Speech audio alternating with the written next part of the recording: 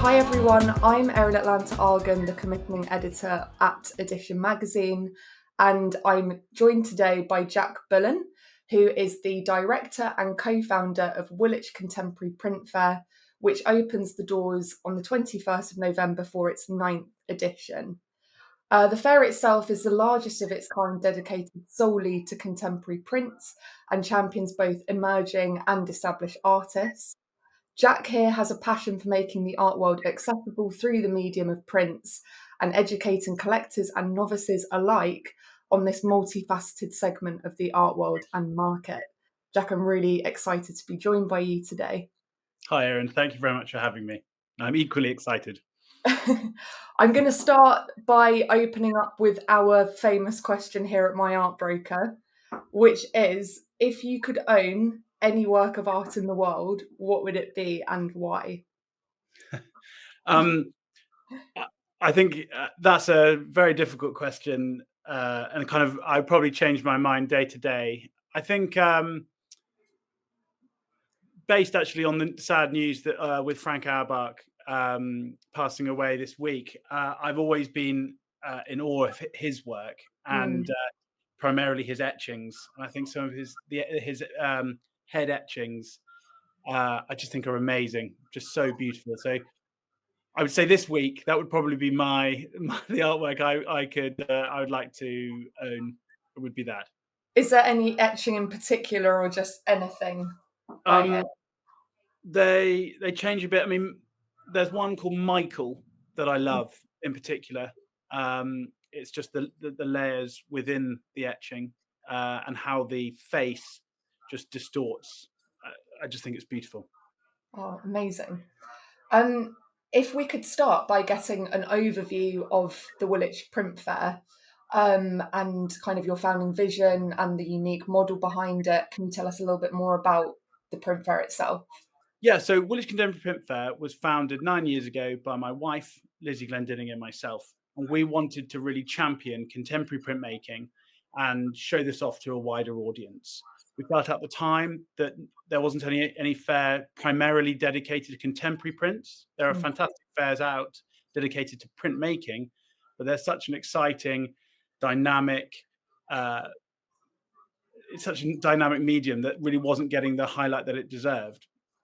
So we set that up and we kind of stumbled across this model where we invited artists in and then we invited some galleries, and that expanded to become what we now have is our kind of 50-50 split. So 50% of the fair is dedicated to galleries like other fairs do. So we have some fantastic galleries from Paul Stolper Gallery, Long and Ryle, Oliver Projects, that all come in. They bring some fantastic artists, and so there are about 22 galleries this year, and they're really exciting because they also do specialize and focus on some of them on emerging artists, but a lot of them have the real big hitters, Sir Michael Craig Martin, Julian Opie, David Shrigley, etc., etc.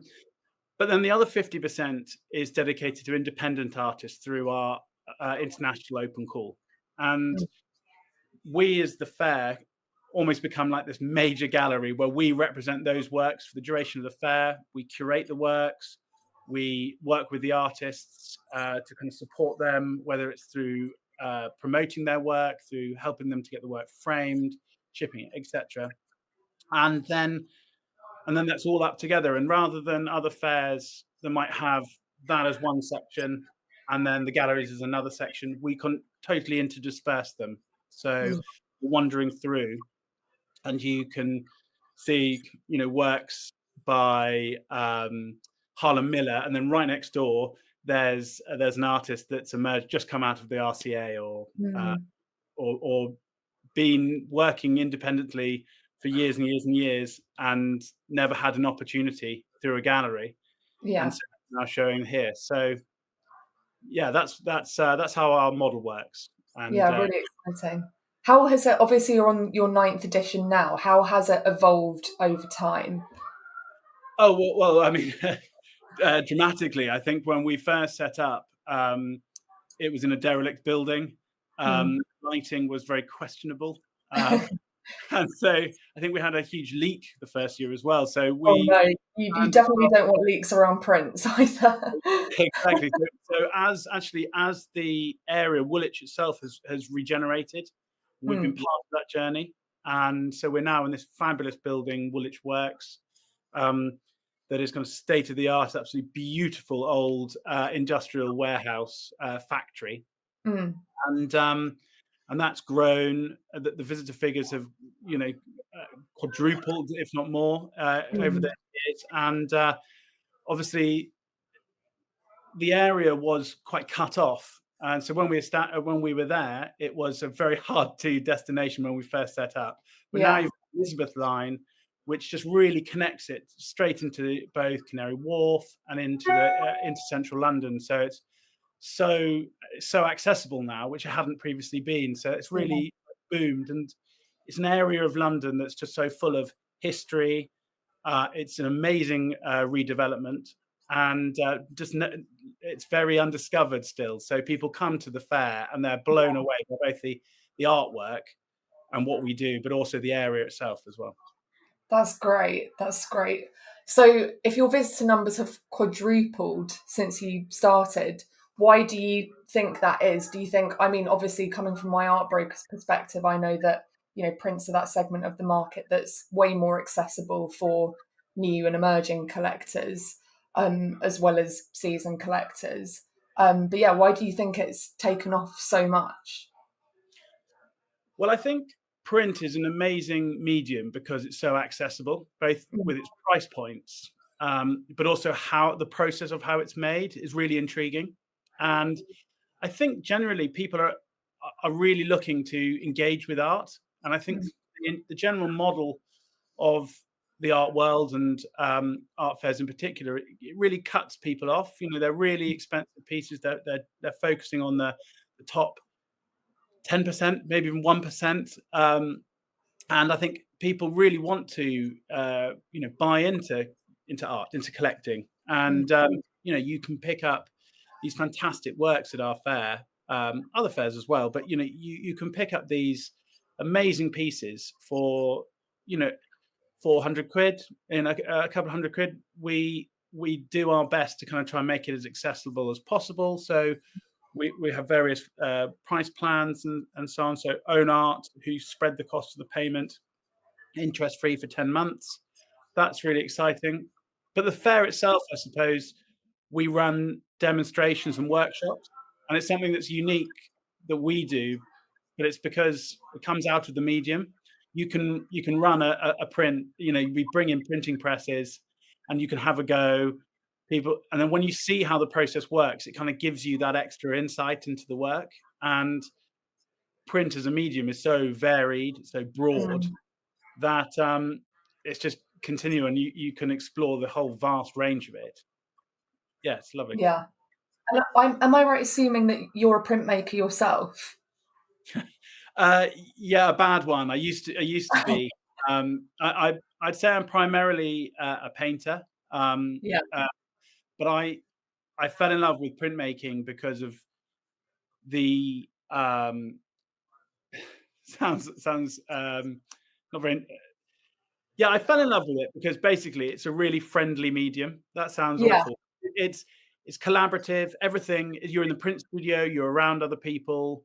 Mm. Um, there's the excitement of, I suppose, when you run it through the press and you lift up for the first time, you never know what it's going to really turn out like until you've kind of peeled open the paper. Mm. Um, and I think that's what I like so much about it. Painting, which I adore, but it's a very insular medium, and Yeah. you've grown. And I mean, there's that typical vision of an artist is kind of like inside their studio, them and themselves battling against their demons, or them and the canvas. When printmaking is very open, everyone's always kind of, someone's making a cup of tea and you're all kind of chatting around and you're kind of waiting your turn to get on the press. And so it's that, and it's also that expands to all parts of the print world. It's collecting, for instance. I spoke to someone a while back who works at Christie's, and Mm. he was saying, Well, the nice thing is about print with collectors is that when you have when you have collectors going after paintings, there's only one of that painting, so you've Yeah, got a kind of rivalry. You're like, you don't want to make out you're not friends. When with print, you might have the same. Might have a different edition within the same print. So that kind of draws you together instead. So you say, yeah, oh, I've actually got that one. I've got number 4 of 20. And you've got number yeah, 6. There's a camaraderie throughout the whole ecosystem, and yeah. I I absolutely see that here as well. We have Warhol collectors, and people, especially in that particular segment, will get obsessed with a particular series, like the endangered species or ladies and gentlemen. And yeah. again, yeah, you definitely see that camaraderie of somebody being like, "Oh, I've got the tiger, but I really want the turtle," and yeah, having those sorts of conversations. Yeah, it's lovely and engaging, and I think that's also where the model of the fair stemmed from. By Yeah. how, because it is all about collaboration, Mm, and so it works having galleries and then independent artists, and we get a lot of the artists are taken on by those galleries. It supports the galleries because they can get fresh talent as well as the artists, but also the galleries, they bring such a in-depth knowledge, mm, and they've really been working at for years and years and years, and they bring such expertise and amazing works as well. So it's mm. not just about the independent artists, it's that synergy between them that really gives the fair its buzz and energy. Yeah. As for 2024 and the program that you guys have got for this year, could you share some of your highlights on the newly featured artists that you've got and what makes this year particularly stand out? Okay, so there's a couple of artists that spring to mind. I'm really excited to show Sergio Suarez work this year. So, Mm. I had a look at his before the podcast, and it's very surreal. And yeah, tell us more about him. yeah, they're fantastic. So he's looking at modern imagery and combining that with like classical old masters. These are Mm, wood blocks, and uh, they are 2.5 meters wide, and this particular print over various canvases will be 11 meters wide. So it's it's a huge piece. Um, that I've only seen in chunks. So I'm really excited to kind of get it together and see the full range. I think it's going to be really exciting, and they're very well. They're black and white, but the scale of them is just so impressive, and actually that mm, monotone, and the depictions of the depictions. They remind me of Philip Pullman's His Dark Materials. mm. They're very like that kind of riff off Star Wars, and then sort of Medusa's Raft. They're kind Yeah. of combined, and they're stunning pieces. So I'm really excited about those. And he's again, it's kind of what we're trying to do with the fair is to try and situate print in a wider fine art context. And I think Yeah. one of the one of the misconceptions around print is scale, and say print is Mhm. just you can only do print's only about this size, and Yeah. so have something that is 11 meters wide by 2.5 meters high is really exciting for me. Yeah, I can imagine the actual hang itself must be a really exciting stage in the Oh process of putting the fair together. yeah, it's really exciting, and quite pressuring. But yes, it's been that's actually an interesting evolvement, because when we started, um, that we just basically all the artwork would arrive, and we would have 2.5 days, Lizzie and I, to basically curate and hang Wow. 450 works. And so it would always start off quite well. You'd have amazingly curated booths, Mm, and then as you went along, you then suddenly needed to fit them in. The space started to run out, and they were yeah, less well curated. When actually from COVID, we because we obviously all had to change our models then to be solely online. mm, We then worked with this company called Kunstmatrix, who scale up the works online. So it allows us to actually spend. We've been curating since July, so it gives us much more time. And so Yeah. this is taken out of that, and actually it's really enjoyable because you just never really know what the work's going to look like digitally. Sorry, in the flesh, having seen it when you see it digitally. So there's Mm. always that excitement when it arrives in person. Yeah. And who are some of those other artists that you've got on your watch list this year? Yeah, so another artist I'm a real huge fan of is Mohammed Baranji, um, Mhm. and he's got this immense installation that we've actually taken a floor upstairs that we've never had before Wow. this year, and it's a huge piece that's like a medieval Iranian palace. It's and with a ball pit all the way around. So it's kind of this play between historic architecture and kind of childhood and memory. And I think that'll be really impressive upstairs. And then we awarded a prize this year to an amazing artist called Natalia Mustafa Mhm. from the RCA. And again, it ties into what we're kind of looking to do is situate print within the wider fine art context. And so she's got this installation piece in the fair, and it's looking at the realms of conceptual work and printmaking. So Mm. um, that's the kind of where we're trying to push, because I think printmaking is at this really interesting crossroads. I think this is another reason why people love it, is that print has always been the technological innovation, or the innovator within art.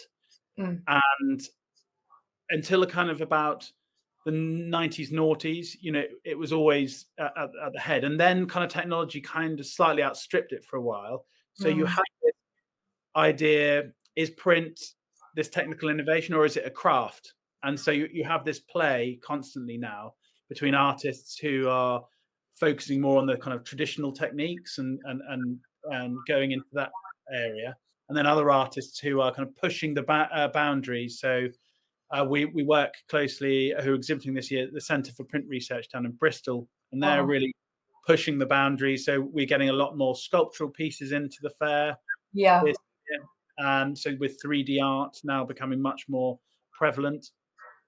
Um, and so I think, yeah, that's that kind of real play that makes it so exciting. That kind of push and pull between technology and craft. Yeah, absolutely. And always making space for both because, yeah, that's great. And then I know that you always have a series of talks and lectures as part of every fair. Yeah, Um, I wonder if you could give us some more details about that, any notable speakers and themes. I'm particularly interested in your new collectors evening, yeah, as a okay. hopefully collector myself one day as well. Well, yeah. So we've got.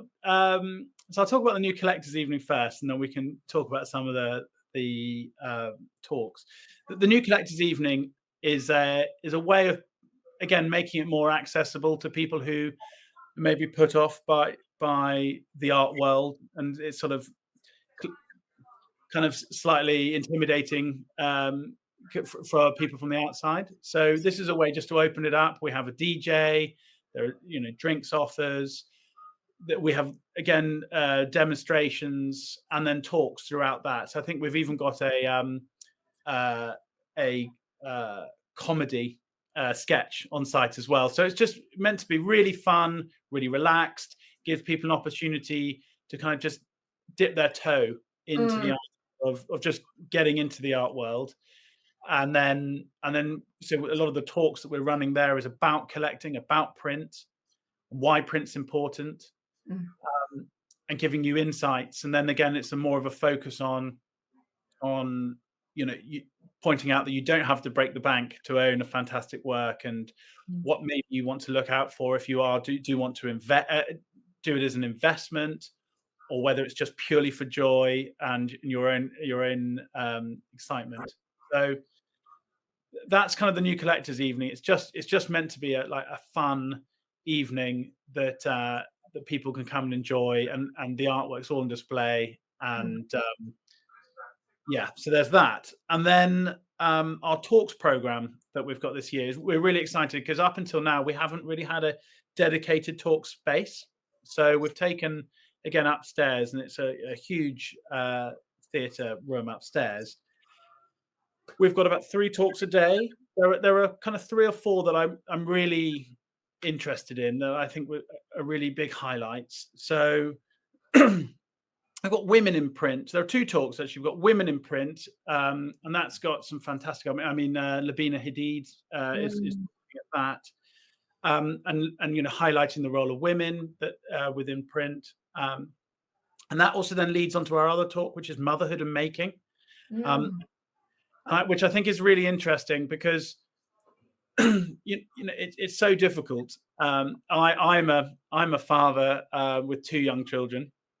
Lizzie, my wife, is totally swamped by them. Um, I wish I would be slightly more swamped, yeah, but and I know it's really really difficult when you're already trying to balance a job and then your artistic practice, as most artists are, and then you throw a child into that, and how that and the kind of complete muddle and chaos that causes.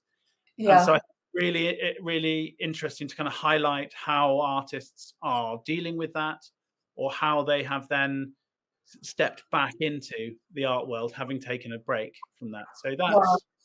that's I something think I think. there's something else that I've never heard any other like institution or fair discussing as well, so it's very refreshing.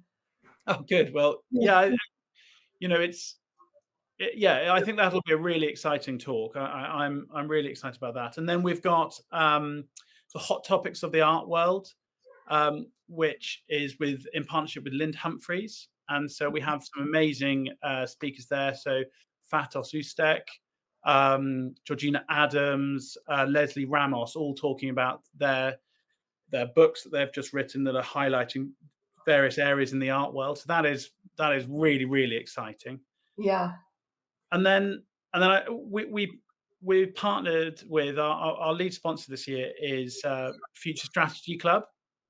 And one of their big focuses is on creative for good.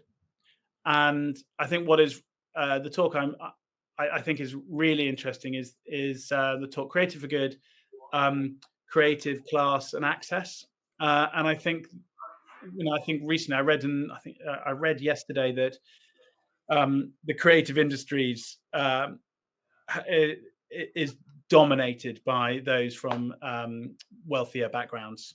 And I think that is a really interesting thing that hasn't really been discussed. And I think it is about access, whether you are a buyer, and going into print and so on, which is what we try and do. But it is also about opportunities for artists and opportunities from schools. So the fair, we go some way, obviously trying to create access for independent artists, Mm, gallery representation, but also we run the Young London Print Prize, where we go into schools and we work with some 9, 10-year-olds, and they create works, and it's giving those opportunities because these schools just don't have the budgets to mm, run programs and so on. So we're going in. We've been utterly oversubscribed on that, and it's a fantastic opportunity. The children, we work with sixth form students. They come in and they select they do the judging, which is great because yeah, I don't need that pressure. yeah. So they come and do that, and they highlight about 30 works, and then the top 30 will be actually shown at the fair. They have their own dedicated booth, Wow. um, Can you and give then any spoilers as to what those prints are this year? The um, subject. no, there's just such a mix. There's Yeah, too many names, but they're fantastic. I'm not even sure I can announce who the winner is. So I yeah. think No. what Yeah. happens is the winner gets announced on the Piccadilly big screen at Wow. 2 o'clock on Wednesday. So that is really exciting. And Mm, that's just so heartwarming. The children turn up, not really know what's going on, and then they see their art projected onto the Piccadilly lights. So that's really exciting. So creative access. That talk I think will mm, be a really interesting and very topical talk. Uh, definitely. And then what else have we got? I've got a talk that I'm running with Melanie Gerlis, Anders Peterson, and Karen von Massenbach Yeah. on print and like positioning it within the art world. And I think that will be a really exciting talk that I'm chairing. So yeah, it's going to be fantastic. Yeah, it sounds like it's going to be a very busy few days for you next week. Yeah, well, I think that's the joy. It's busy, but immensely fun the whole time. So it's Yeah, the culmination of everything we spend the year doing. yeah. As for the actual artworks on show, could you tell us more? You spoke a little bit about 3D printed works coming to the fair as an addition. But if you could talk more about like what kind of techniques are showcased at the fair. I know that you sometimes have booths like of people actually making things, and that's part of the show as well. And how that represents the current landscape of printmaking that we're in. So yeah, what is there to see? Yeah, so I mean, we have every form of printmaking. So from etchings, wood blocks, green prints, all the way through to laser cut works and 3D prints. So we've got the whole range, and we run we have three printing presses, Mhm. two intaglio sort of presses, and then a screen printing press, and we run workshops on all of those so people can understand kind of the techniques involved within those, and we try and we do relief on one of the etching presses, so that kind of you're getting the three main areas of print. Would you like me to explain what those are, or? Yeah, yeah, that would be great. So effectively, you can break down print into three mediums. So you've got intaglio, which is when you are carving into the image, carving into your matrix. So you have a matrix, which is a um, a, a block. It could be a metal plate. It could be a block of wood, and you are carving into this. And intaglio is, so you're carving in. You might be using acid to corrode Mm, the plate, but the what is important is that when you ink this up, the ink sits into that groove that you've created, and then you polish that off, and then when you run the plate with paper through the press, the pressure of the press is mm, lifting the ink out of the groove, and so mm. that's an intaglio medium. And so that's what they within that you've got etchings and dry points um, and my brain's gone, so I can't think of the rest.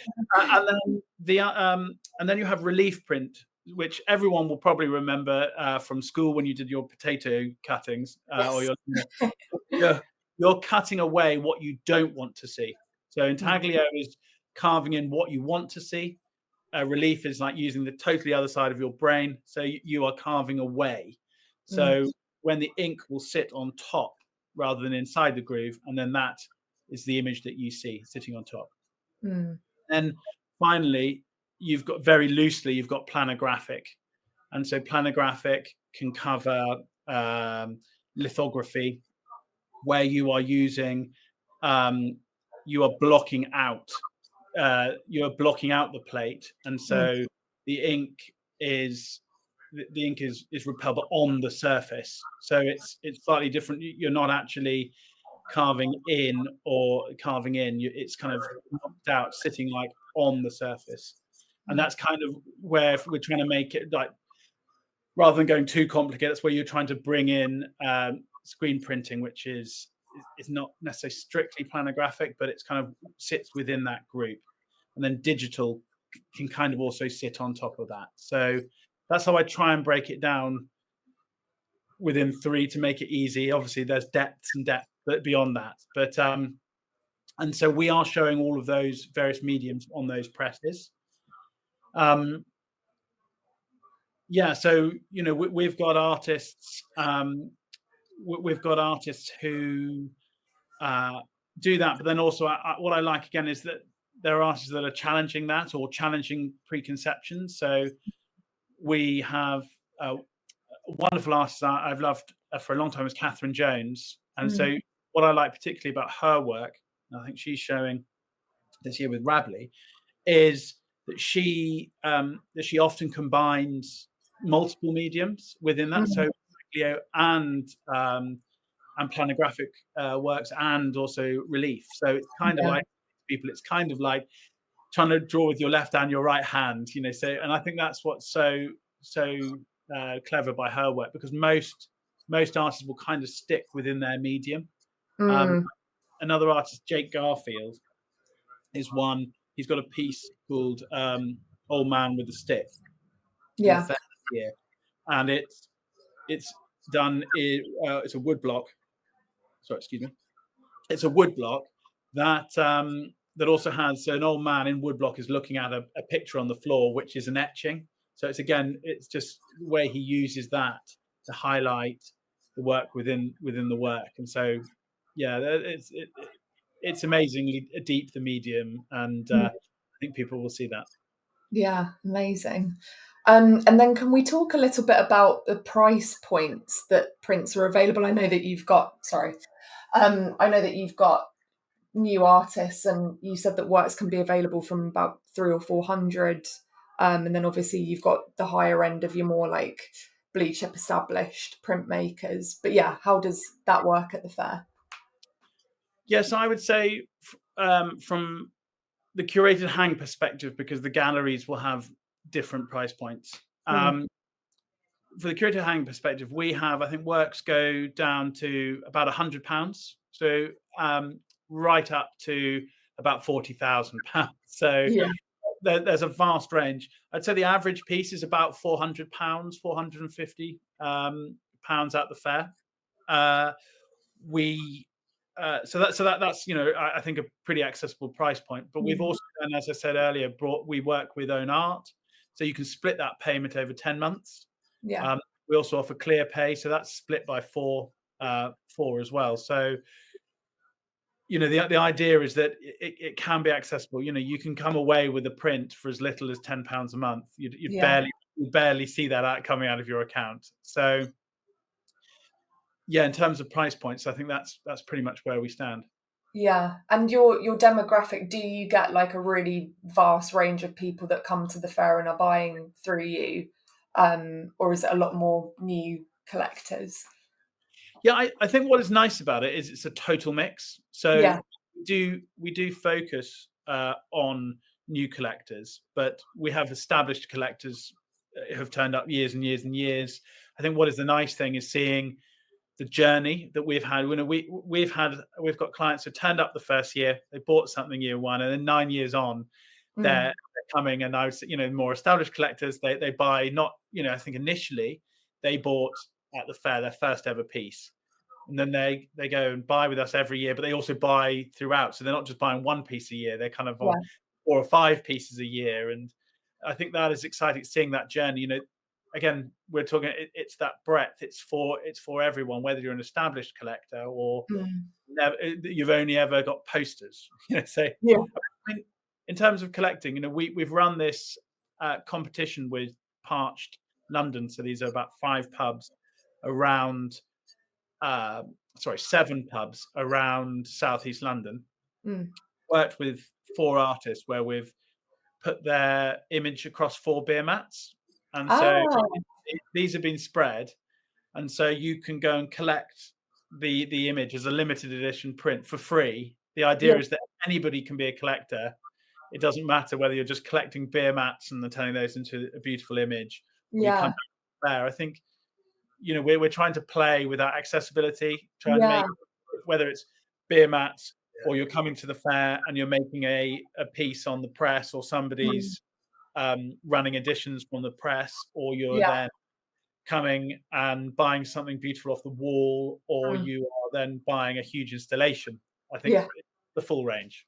Yeah. Where are those beer mats available, out of interest?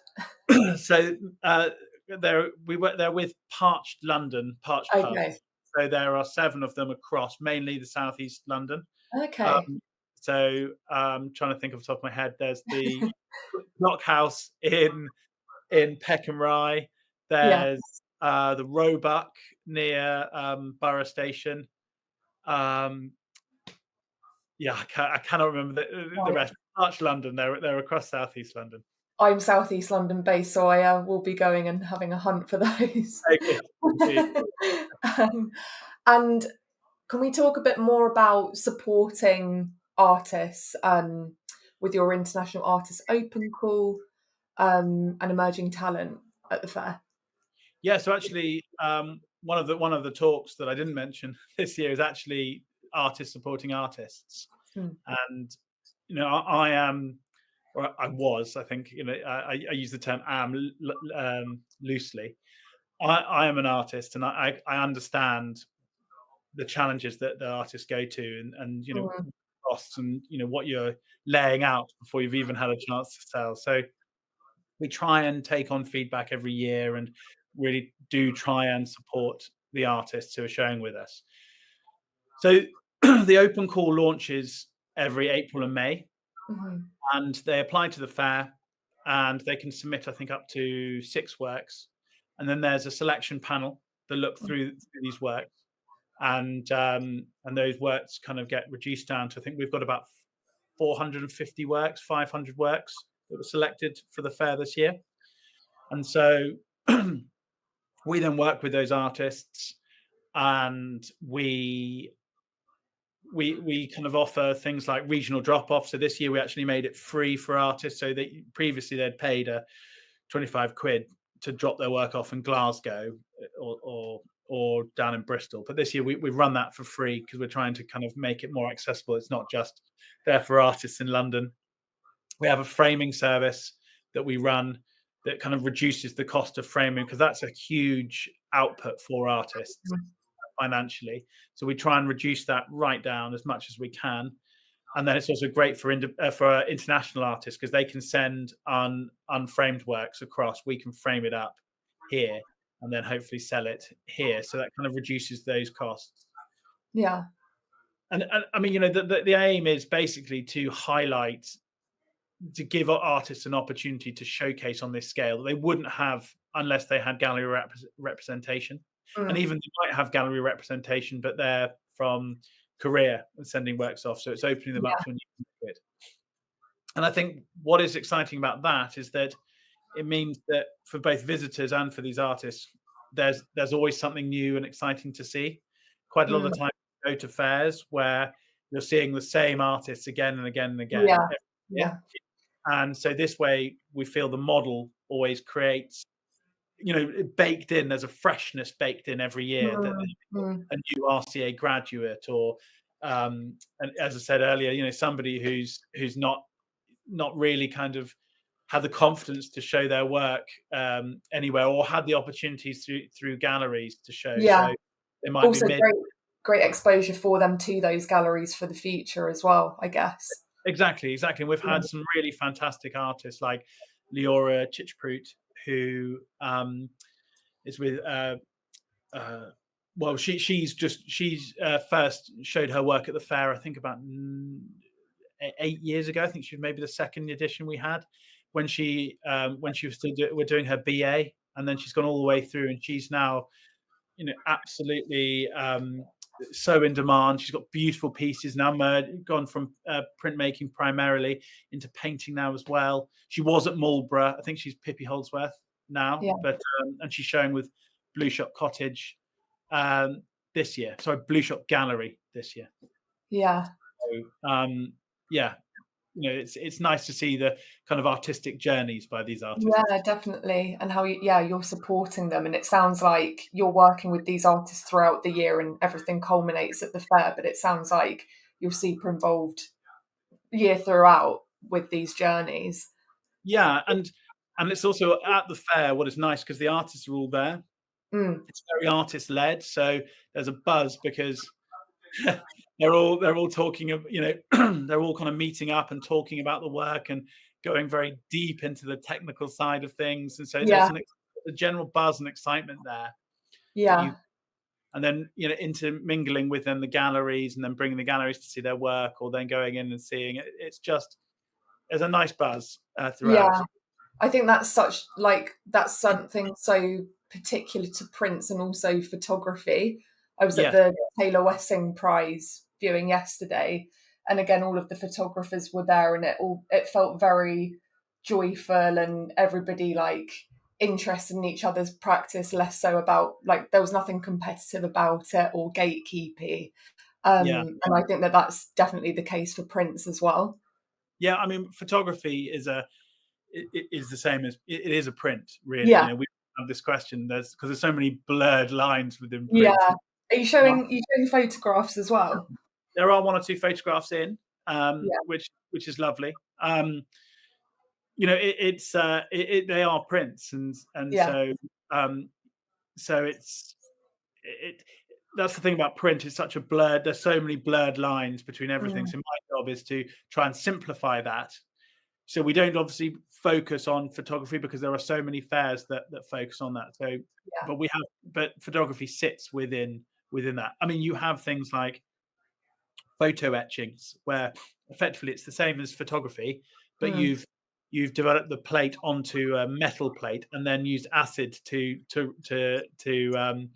cut into the plate. So where that's such a blurred line between photography where you put it onto paper directly, or mm, you've transferred it onto metal plate and then onto paper. yeah. So yeah, they're blurred lines. So photography is certainly in the fair as well. Yeah, amazing. And obviously, this year is the ninth edition, which will make next year your 10th anniversary.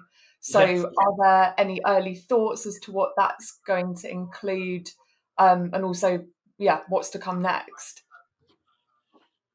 So I mean, I've been saying this for a while. I think the idea is uh, the fair uh, is a certain size restricted by the building as it is now. And I Mm, think the idea is that we might look to expand, double the size of the fair for next year, expand into the courtyard that is there with a marquee, double the size, and then that gives us more of an opportunity to maybe obviously show more artists, more mm, galleries, but also maybe have dedicated spaces in which we can do like even bigger installations. Something we've done this year that we've launched, I haven't really spoken about, is our art trail that has installations in venues across the Arsenal. So this is trying to take the work out and sort of show that within the wider public. Because again, it's also going back to accessibility. You know, people maybe are put off by the idea of a fair and having to queue up and pay to get in. mm, And so we show some of these things outside. It kind of just shows what we're talking about, and then what the offer is, gives a small taste of the offer, but it also then works with the local communities, get people to kind of explore the area. And again, it's about size and scale. You know, we are limited by the building size, so by partnering with some of these venues, it allows us to do some of these bigger installations that we can show elsewhere. So we'll probably look to expand that and maybe create this trail further afield across Woolwich. And then I think even looking further beyond, I think we actually set up set up the fair in the Royal Arsenal, Woolwich, mm, um, having come back from the Biennale in Venice and seen how they kind of repurposed the Arsenale. mm. So at the time we'd gone to see Woolwich and it was the Royal Arsenal, Yeah. and these buildings that were at the time derelict, which is how we started off in a derelict space. Since then, obviously, the creative district has been revamped, and they've got some amazing space now. But I think one of the things is to look internationally and maybe look at becoming involved, doing something for the Biennale, or looking, further afield, whether we have another art fair um, internationally. I think that's probably where we'll then look for the future. Wow. But that's just the future. We'll Yeah. see how this goes first. Well, exciting things ahead. Yeah. Thank Well, you. yeah, thank you so much. That's been so, yeah, informative and also just amazing to hear about the process behind the fair. And also just, yeah, lovely to hear about the community of print collectors, as always.